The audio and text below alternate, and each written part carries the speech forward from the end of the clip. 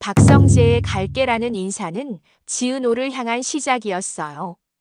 그리고 이지혁에게 건넨 마지막 인사였죠. 박성재의 마음속 시간표는 오래전 운동장 한가운데서 출발했었어요. 박성재를 향한 학교 폭력이 계속되던 어느 날, 이지혁이 둥글게 둘러선 아이들 사이로 그냥 걸어 들어왔었거든요. 말은 단순했는데요. 그만하자. 재미없잖아. 그러고는 성재 대신 맞는 조건으로 다시는 성재를 건들지 않겠다는 약속을 얻어냈죠. 그날 이후 박성재는 이지혁을 자연스럽게 따라다녔고, 그게 고마워서였고 편해서였는데요. 동시에 묘하게 질투가 올라오기도 했었어요. 쟤는 돈 하나 없어도 중심이네. 같은 마음이 톡톡 솟았고, 그 질투를 감추려고 박성재는 자꾸 지혁에게 더욱 친하게 굴었었죠. 내가 태워줄게, 내가 계산할게 같은 호의를 베풀며 마음의 빚을 갚아 나갔어요. 고마움 뒤편에 재벌 2세다운 건방짐이 작은 그림자처럼 따라붙어 있었던 셈이었습니다. 대학생이 된 뒤 지은호를 처음 본 순간을 박성재는 지금도 또렷이 기억하고 있었어요. 밝고 솔직했고 맡은 일은 끝까지 책임지는 힘이 있었는데요. 그때부터 알 수 있었습니다. 아, 저 사람은 돈으로는 절대 흔들리지 않겠구나.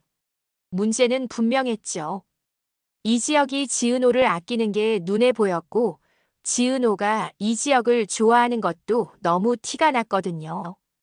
이상하게 그럴수록 박성재는 더 지은호에게 끌렸었습니다. 그래서 박성재는 늘 곁을 맴도는 방식을 택했는데요. 은호 씨, 그건 제가 들어드릴게요. 은호 씨, 밤 늦으면 제가 바래다 드릴까요? 다정한 존댓말로 예의를 지키면서도 존재감은 놓치지 않으려는 태도였고, 그 태도는 오랫동안 그의 기본값으로 남아 있었어요. 그런데 결혼식장에서 신부 정보아가 사라진 날이 지나고 비즈니스 결혼의 민낯이 드러난 뒤 이지혁이 집을 박차고 나가 번호까지 바꾸며 잠수를 택했죠. 그 순간 박성재 앞에 처음으로 빈칸이 보였는데요. 늘 앞에서 그림자처럼 길게 드리워져 있던 이지혁의 자리가 살짝 비켜서며 생긴 아주 얇은 틈이었습니다. 박성재는 그 틈을 보는 즉시 두 가지 감정이 동시에 솟았어요. 이제 내 차례가 오나? 하는 기대와 나는 그걸 기다린 사람이었네. 하는 자책이었죠.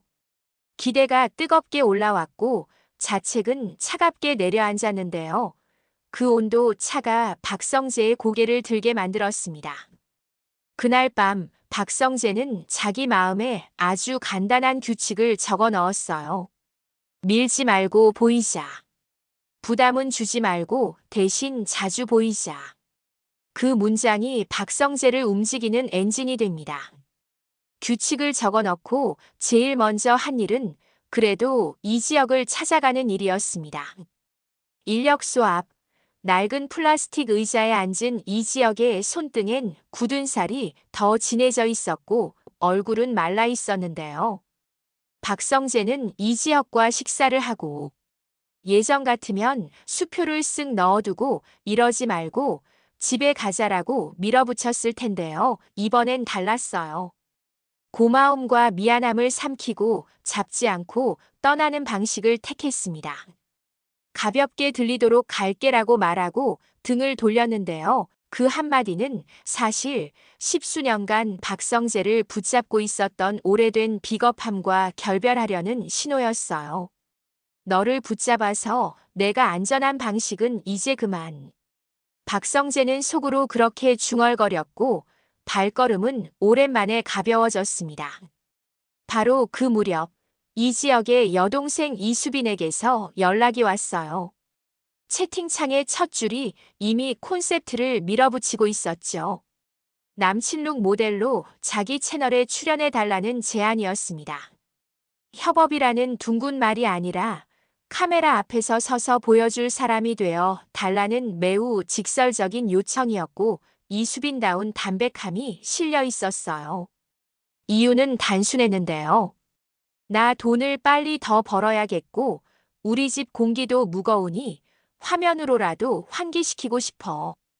그리고 솔직한 속내도 한 줄 끼워져 있었죠. 오빠, 이건 많은 사람들이 보게 될 거야. 이 말이 박성재의 규칙과 기가 막히게 맞아떨어졌습니다. 밀지 않고 보이는 방식, 그것도 남칠룩이라는 손에 잡히는 언어로 말이죠.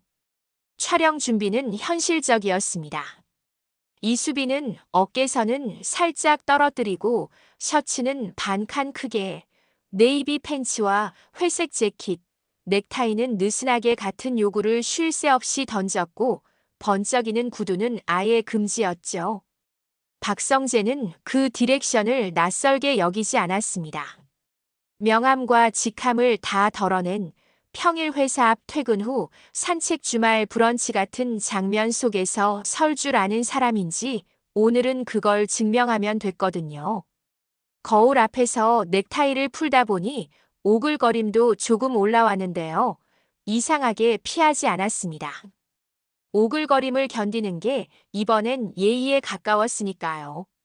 지은오에게 보이고 싶은 건 큰 회사의 본부장님이 아니라 내 남자일 수도 있는 남자였고 남친룩은 그걸 시각화해주는 좋은 핑계가 되어줬어요. 촬영날 이수빈의 구도는 의외로 따뜻했어요.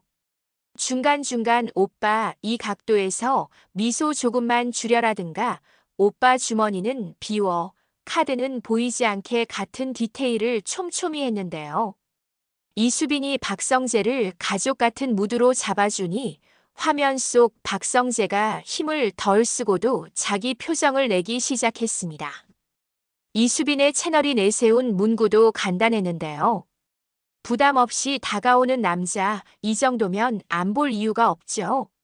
이 한 줄이 변화되고 싶은 박성재의 태도를 통째로 요약해줍니다. 큰 이벤트가 아니라 꾸준한 노출, 밀어붙이는 고백 대신 보이도록 서는 방식. 박성재는 바로 그 방식으로 화면에 들어섰고 구독자 반응은 생각보다 빨랐어요. 현실 남친룩 인정, 말투가 부드럽네. 이 사람 누구냐 같은 반응이 줄줄이 올라왔고 사생활 캐기 쪽으로 흐르는 댓글은 이수빈이 과감하게 정리했는데요. 오빠를 끌어다 써먹는 게 아니라 오빠를 지키면서 보이게 만드는 톤, 그게 이수빈표였습니다.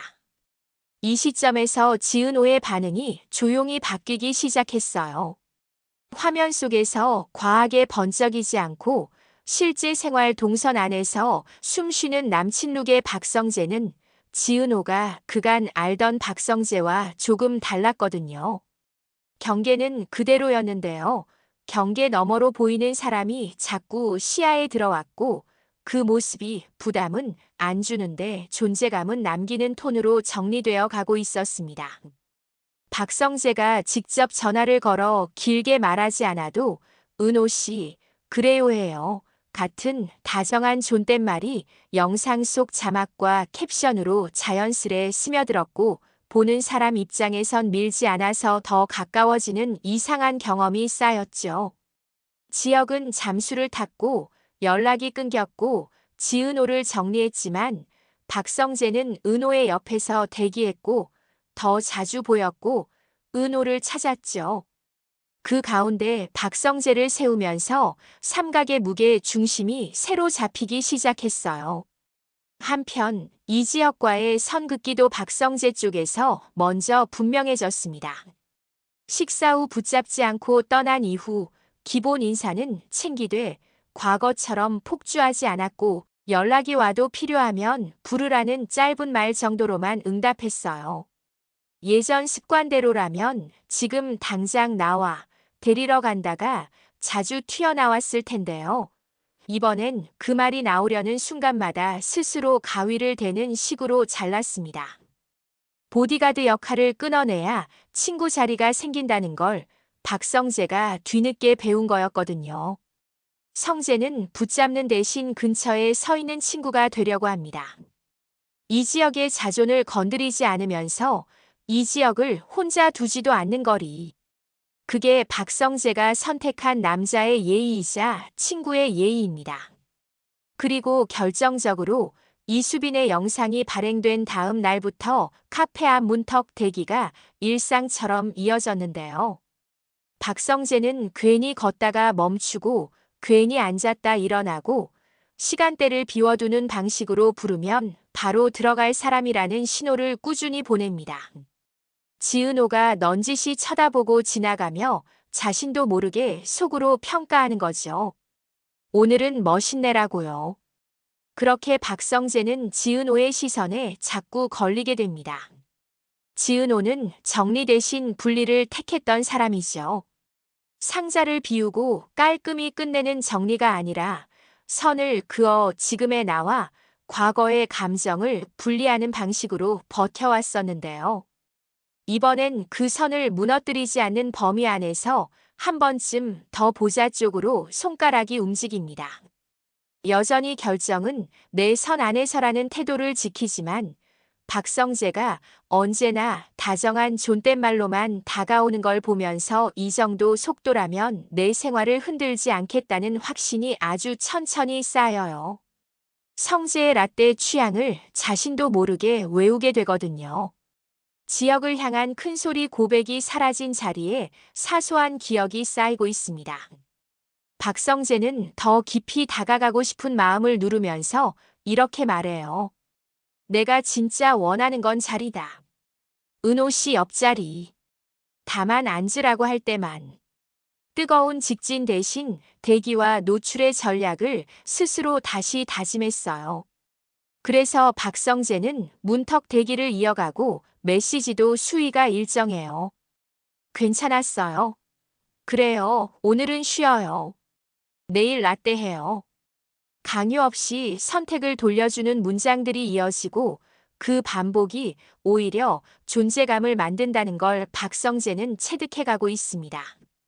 남친룩 영상의 파장을 점점 더 커지는데요. 조회수 숫자보다 댓글 톤이 포인트예요. 부담 안 주는 사람 같다. 일 이야기 섞는 거 좋다. 말투가 편하다 같은 문장이 박성재 이름 옆에 계속 달리면서 영상의 파장은 지은호에게까지 퍼졌어요. 지은호가 화면 밖에서 그 댓글의 주어를 자기 일처럼 읽어내고 있었던 거예요. 박성재는 부담은 내려놓고 시선은 얻는 방식으로 노선을 확 바꿔놓았어요. 이 지역에게는 붙잡지 않는 우정으로 거리두기를 하고 지은호에게는 다정한 존댓말로 선택권을 돌려주며 이수빈이 만든 남친룩 무대에서는 말 대신 보임으로 자기 정체를 드러내죠. 내내 밀어붙이지 않는데요. 그래서 오히려 존재감이 대폭발합니다. 붙잡지 않아서 가까워지고 말이 적어서 더 선명해지는 한 사람. 박성재, 은호에게는 그런 성재가 이제 보이기 시작했는데요. 지은호는 과연 성재에게 한 번 더 보자라는 메시지를 보낼까요? 이 지역은 자신을 버린 것 같은 친구를 어떻게 받아들일까요? 박성재는 이미 보여줬어요. 이제 지은호의 손가락이 그 메시지 전송을 누를지 그 한 번의 눌림이 삼각의 균형을 어디로 기울게 할지 지켜볼 차례예요. 여러분은 지은호가 어떤 선택을 할 것 같으세요?